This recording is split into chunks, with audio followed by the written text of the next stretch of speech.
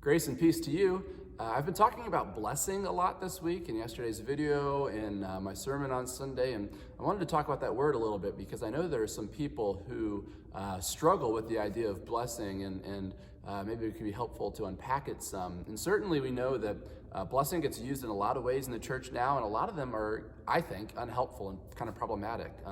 They work in if-then sort of situations. If you pray hard enough, then God will bless you. If you give enough money to the church, then God will bless you. If you do whatever I say, then God will bless you. And obviously this is problematic and manipulative, right? Because we're lording God's blessing over people in an effort to convince them or motivate them to do the things that we think they need to be doing. And that's not how God ever works. God doesn't work in if-then ways. Another reason why blessing can be tricky is because if I do say something like, having clean water in my available to me is a blessing. Well, then what about people who don't have clean water? Does that mean God has blessed me and not them?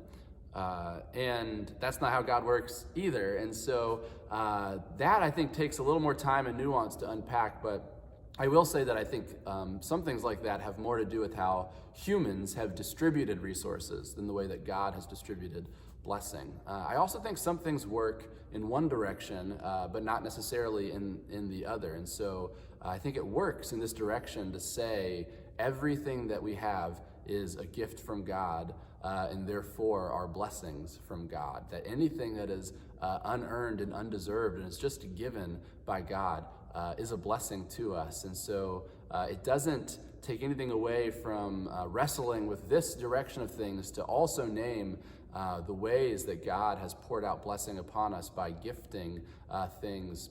Because we know that nothing is truly ours, right? We don't actually earn or deserve anything because everything is God's, and it's all God's things that is entrusted to God's creation and God's people. And so when we think about these gifts, we cannot help but call them blessings because they're things that cause us to experience God in deep and wonderful ways. And they're not blessings in an if-then way. If we were good enough, then we got blessed. They're blessings in because therefore ways, because God is good and because God creates things as holy and God gives these holy things to the world. Therefore, we are blessed. Therefore, we experience God's blessing, and therefore we carry God's blessing into the world to do profound things with it.